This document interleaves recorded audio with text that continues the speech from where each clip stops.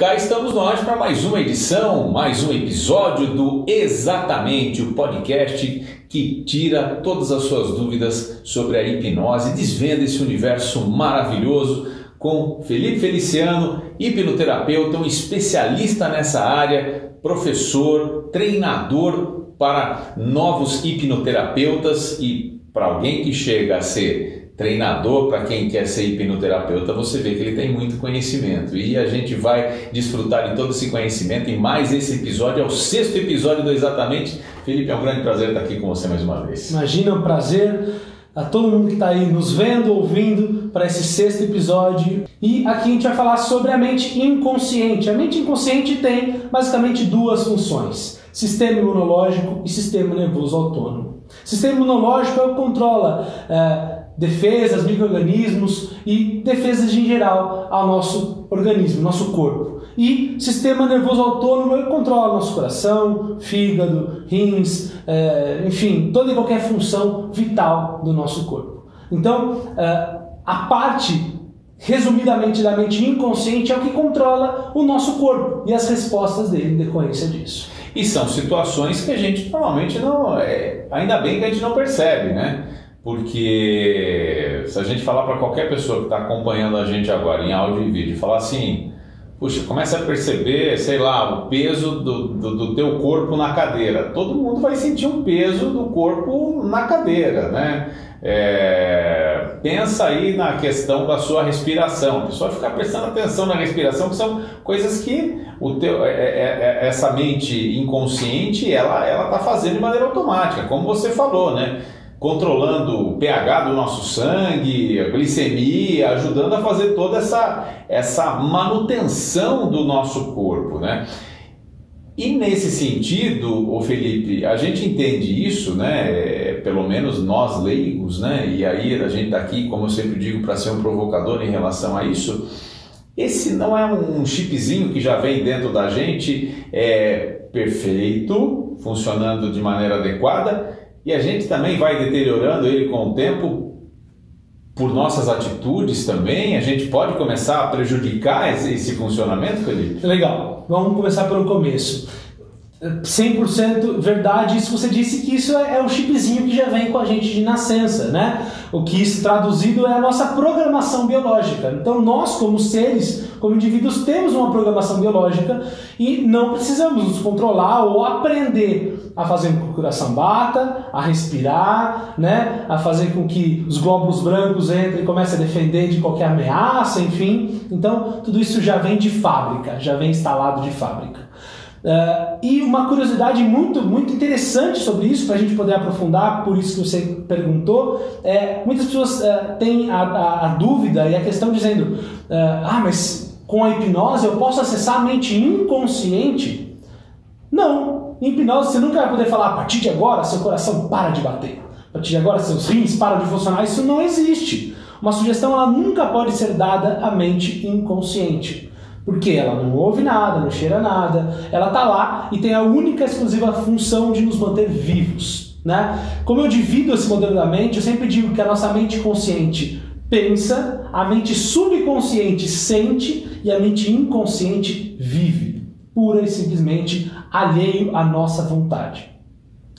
E o grande problema disso é que, embora as sugestões elas não possam ser dadas para a mente inconsciente, Walter, quando nós temos lá na mente subconsciente, que é essa camada próxima à inconsciente, né?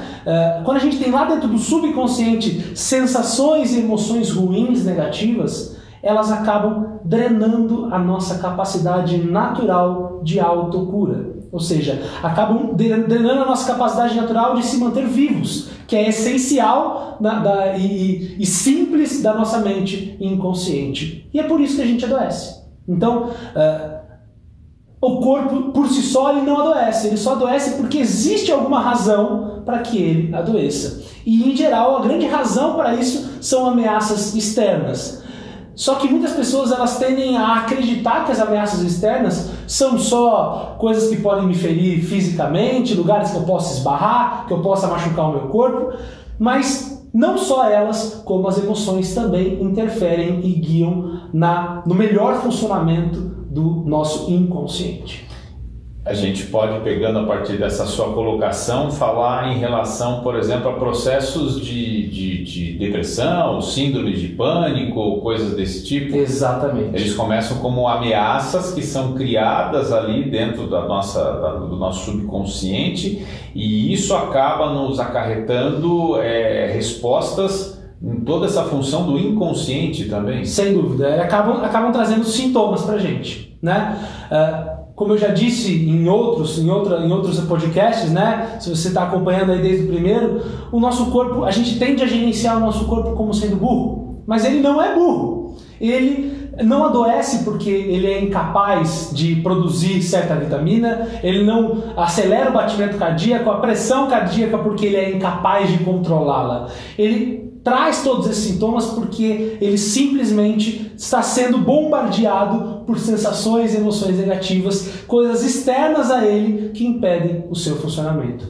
Esse princípio, né, de que o nosso inconsciente ele tem a função de viver, a principal função de autocura, mas que essas emoções acabam interferindo, eu sempre digo que todo e qualquer sintoma é fruto do desequilíbrio entre mente e corpo. Todo e qualquer sintoma, desde uma gripe até um câncer, todo e qualquer sintoma é fruto do desequilíbrio entre mente e corpo.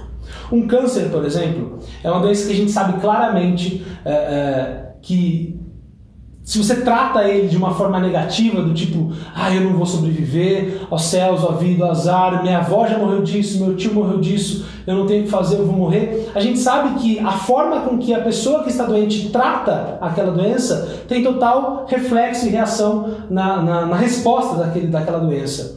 Mas isso acontece, e o oposto também é verdadeiro, né? Uma pessoa que trata um câncer de forma mais leve, do tipo, não, eu vou superar, eu vou conseguir, tenho certeza que vai dar tudo certo, essa pessoa potencialmente ela está muito mais propensa a se tratar, certo? Então, embora a gente perceba isso muito mais no câncer, porque é uma doença muito mais agressiva, latente, e por isso a gente percebe essa variação de comportamento, de emoção associado à doença. Isso também acontece para uma gripe. Se você está bem com você mesmo, financeiramente, profissionalmente, na sua família, enfim, todos os pontos que são importantes para você, se você está equilibrado emocionalmente ou subconscientemente, você está muito menos propenso a desenvolver tanto uma gripe quanto um câncer. E, obviamente, todas as doenças que estão nesse range, nesse meio entre essas duas coisas, né? Então, isso é duro de ser ouvido muitas vezes, mas é importante entender que o nosso corpo ele não reage porque ele é incapaz, ele não produz aceleradamente uma célula específica do nosso corpo porque ele é incapaz. Ele produz isso porque ele está nos avisando de que algo está errado. E cabe a nós olharmos para o aviso como um aviso ou seguir acreditando que ele é incapaz, que ele é burro e que ele está trazendo sintoma porque ele não sabe viver, que é a única função que ele sabe fazer. A gente pegando por esse caminho relacionado à questão do nosso corpo mesmo e tudo mais, né? Você vai lá, vai pregar um prego na parede e dá uma martelada no dedo, vai ter um comando que, você feriu aquela parte do teu corpo, vai chegar até o teu cérebro, até o seu inconsciente, e isso em fração de milésimos de segundo, você já vai sentir uma dor, alguns vão chorar, outros vão xingar, vão ter algum tipo de reação. Está ligado a isso também. Assim como também essa coisa de, como a gente falou, né, da pessoa criar uma sensação ruim e aquilo realmente começar a se potencializar e fazer o trabalho inverso. Você está mandando comando para mim para eu passar mal. É aquela coisa assim, nossa, isso eu não como, que se eu comer eu não consigo dormir à noite. E realmente a pessoa vai e não dorme à noite. Qual a chance de comer aquilo e não passar mal, né? Exato, porque ela já mandou aquele comando, ela já ordenou para o organismo, falou, olha, você vai passar mal, né? Já mandou aquela informação. Eu lembro que tinha uma brincadeira de criança com os primos, Felipe, quando alguém batia, machucava alguma coisa tal, e um primo nosso, ele chegava, sei lá, você tinha machucado o dedão do pé, ele ia dar um beliscão no seu braço, entendeu?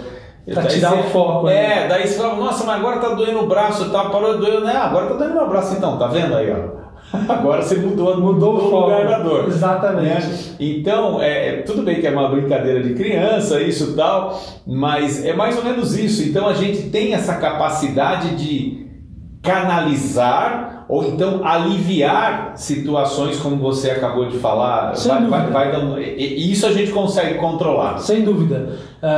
Quando a gente sente uma sensação física ou quando algo acontece com a gente, né, como nesse caso, se você trata aquela questão valorizando ela, né, nesse caso específico, com certeza a emoção associada àquilo que está acontecendo potencializa. Óbvio, se você se cortar, se quebrar uma perna, isso vai doer, né, vai te incomodar, mas dependendo do foco que você dá para aquilo com certeza vai doer mais e mais ainda, porque essa emoção associada à dor causa mais dor do que muitas vezes o próprio sintoma físico do que foi acontecido naquele trauma específico. E um caso muito curioso que retrata isso é o famoso beijinho de mãe. Né? Toda criança já caiu, já se ralou, já estabacou no chão, machucou, quebrou, enfim. E aí a mãe fala assim: não, tá tudo bem, filho, vem aqui que eu vou dar um beijinho, que vai sarar. A mãe dá o beijinho e o sintoma passa. Por que isso acontece? Primeiro, porque aquela criança acredita, né? A mãe é uma autoridade para ela, a mãe atravessa o fator crítico, acessa a mente subconsciente, o que ela diz é uma verdade absoluta, e se ela diz que aquele beijinho vai trazer uma sensação boa, um alívio, um frescor, ou qualquer coisa do tipo, vai melhorar a recuperação, aquilo acontece. Porque, em geral, quanto mais a gente traz foco para algo que a gente deseja ou que não deseja, mais aquilo cresce e expande. Experimenta comer alguma coisa que a sua mãe, o seu pai ou alguém que você considera muito dá assim para você, ó. Quer experimentar esse pedaço de bolo? Pode experimentar, mas se fosse você, acho que está estragado. Se fosse você, não comia. Qual a chance dessa pessoa, dessa criança, desse filho comer esse pedaço de bolo e não passar mal? Né? É aquela conhecida praga de mãe. Cuidado, sair sem blusa que você vai resfriar.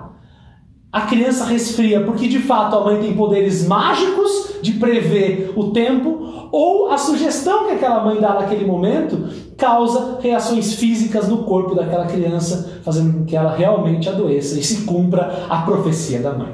Foi mais forte, né? E isso, você citou a questão das mães, mas isso pode ser também até para o ambiente profissional, né? Porque às vezes tem pessoas que estão lá cheias de sintomas e tal, e ela potencializou tanto aquilo e chegou no médico, o médico falou assim: não, isso não é nada, fica tranquilo, toma aí um antialérgico, alguma coisa, ó, viu? Toma um chazinho lá, alguma coisa, que isso aí não é absolutamente... A pessoa já sai boa do lugar, né? Funciona mais ou menos assim também, né? Claro! Não só no beijinho de mãe, mas quando você ouve uma autoridade sobre aquele assunto e aquela pessoa te tranquiliza, você já recebe uma anestesia em todos aqueles sintomas que estavam te fazendo mal. Né? Sem dúvida. O médico e a mãe e o pai ali, eles são igualmente autoridades para aquele filho, né? Para aquela pessoa, para aquele indivíduo. Então, o médico ele também tem o poder e a capacidade não só de aliviar aquela dor só com o que ele diz, só com a forma que ele age, como também fazer o inverso. Quantos e quantos casos a gente já não ouviu aí há tempos atrás na prática clínica, na prática médica, de médicos sentenciarem aquela pessoa à morte, né? Você tem 3 meses de vida e a hora que dá exatamente aquele período, a pessoa morre, né? E casos onde essa mesma sentença aconteceu, mas não foi dita para a pessoa e pelo simples fato dela não ter ouvido, ela teve sobrevida. Então, hoje, felizmente, a prática médica, né, essa preocupação psicológica com o paciente, né, com a forma de dar as instruções, de guiar ele durante o processo de atendimento, ele está muito mais humanizado do que era antes. Então, hoje em dia, não existe mais isso de falar você tem X meses de vida. Até porque, igual a mãe não sabe se vai sair e vai resfriar, o médico, de fato, ele só sabe estatisticamente quanto tempo aquele caso clínico terá. Mas não pode ser uma sentença, né? Então, é importante que a gente entenda o como que as sugestões, os fatos, mas principalmente a forma que a gente interpreta os fatos interfere no nosso corpo, na nossa parte física, na nossa mente inconsciente. E a gente percebe realmente esse grande cross, né, de todas elas, né, porque elas acabam se cruzando em diversos momentos, elas começam por uma, passam pela outra, voltam a dar a reação para outra e tal. E me lembrou aqui uma frase que era mais ou menos assim, dessa questão de que todos achavam impossível. Ele, como não sabia, foi lá e fez. Exatamente. Quando a gente, toda e qualquer barreira que a gente cria na nossa mente, né, e aí voltando a falar do comportamento em geral da mente, ele começa primeiro na nossa mente. As pessoas acreditam que não podem fazer algo e por acreditar, verdadeiramente não vão poder. E se acreditam que comendo algo vão passar mal, se acreditam que se fizer isso vão morrer, se acreditam que fazendo isso vai ter esse sintoma, aquilo potencialmente vai acontecer. Significa que irá acontecer? Não, mas potencialmente isso vai acontecer. E uma coisa muito importante da gente destacar aqui nesse episódio, Walter, sempre que a gente fala sobre sintomas, eu reforço, eu faço muita questão de dizer e ficar claro para quem está vendo a gente, nos ouvindo aí no podcast, que sintomas são avisos do nosso corpo dizendo que algo está errado. Cabe a nós olharmos para aquele sintoma e entender que eles são um aviso, né? A febre, por exemplo, a gente sabe que quando a gente está com febre é o aviso de que algo está errado, não é? Quando nós temos febre, a gente vai procurar entender se está tendo algum processo infeccioso, inflamatório, se precisa fazer alguma coisa de diferente, e a gente sabe como se controlar. A gente entende o sintoma da febre como um aviso. Mas por que cargas d'água a gente não entende todos os outros sintomas igualmente como um aviso? A gastrite, a alergia, a pressão alta, o problema de pele, enfim, por que nós não entendemos todos os outros sintomas do sobrepeso igualmente como avisos? Ele também é um aviso, o seu corpo, o nosso corpo está dizendo, olha para isso. A missão da mente inconsciente é nos alertar através da nossa parte física, do nosso corpo, que algo está errado ali, que algo precisa ser olhado, que existe uma emoção que está drenando essa capacidade natural de autocura, de se manter vivo, que é a capacidade básica que nós temos. E cabe a gente olhar para isso. E como eu sempre digo, e vou ser redundante aqui, é importante a gente entender que o nosso corpo é perfeito. Ele não adoece porque ele é incapaz. Ele adoece porque ele não está podendo fazer o trabalho dele da forma que deveria. Perfeito. Dessa forma a gente pode fechar esse episódio. Encerramos com chave de ouro. Muito bem. E assim a gente encerra esse 6º episódio do Exatamente. Já sabe, quer fazer a sua pergunta? Pode mandar aqui embaixo, né, nos comentários. Manda ou então acessa a conta do Felipe Feliciano no Instagram. Procura lá Felipe Feliciano para bater um papo com ele, trocar ideias, dar sugestões de pauta. A gente também está aberto a isso, né? Sem dúvida. Às vezes a pessoa pode ter uma dúvida que pode, inclusive, ajudar nessa construção desse trabalho aqui do Exatamente, que é um momento de tirar dúvidas, de esclarecer, de desfazer mitos, não é isso, Felipe? Sem dúvida. Esse espaço do podcast Exatamente ele é feito para a gente discutir, debater todo e qualquer fato relacionado à mente humana e essa área do desenvolvimento da mente humana. Então, se você quer que a gente converse, bata um papo sobre temas, assuntos que você gostaria de entender melhor, me manda lá no Instagram, @FelipeFeliciano, que eu vou ter o maior prazer, a gente vai ter o maior prazer de trazer para a mesa, literalmente, essa conversa, para que todos nós possamos evoluir com esse conhecimento. Valeu, gente. Obrigado pela companhia de vocês em mais esse episódio e até a próxima. Exatamente. Até a próxima. Tchau, tchau.